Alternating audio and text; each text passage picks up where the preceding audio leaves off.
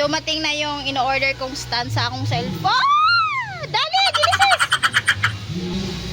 Dumating na kasi nahirapan ako mag-videos. Ayan na, ayan na si Kuya, si Rider. Ayan na, dali, dali. Ayan na siya.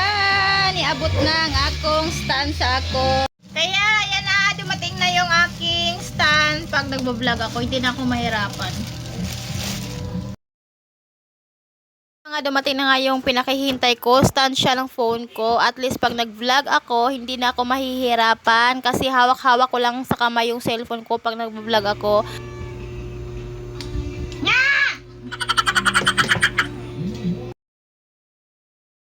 At ayun, sa wakas, biglang umuwi si Ren kasi daw may order daw siya ng mantika at magpipick up siya ng mantika dito sa bahay kasi i-deliver niya doon sa suki niya na laging umu-order sa amin ng mantika. At syempre, tinutulungan na rin niya ako mag-sit up sa aking stand kasi hindi ako masyadong marunong. At ang masaya dito, nagdadala siya ng pagkain, kwek-kwek, hotdog, basta nagdala siya ng pagkain. Ko alam kung anong tawag sa ibang pagkain na to.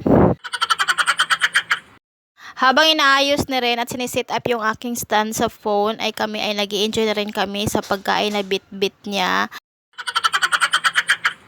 Ayun na nga, nagme-merienda na kami, kaso ayaw ni Genesis yung ibang pagkain. Sabi ko, pag ayaw mo, ibalik mo sa akin or ilagay sa lamisa. Hindi pwedeng ilagay kahit saan. Laging ibalik sa akin pag ayaw mo.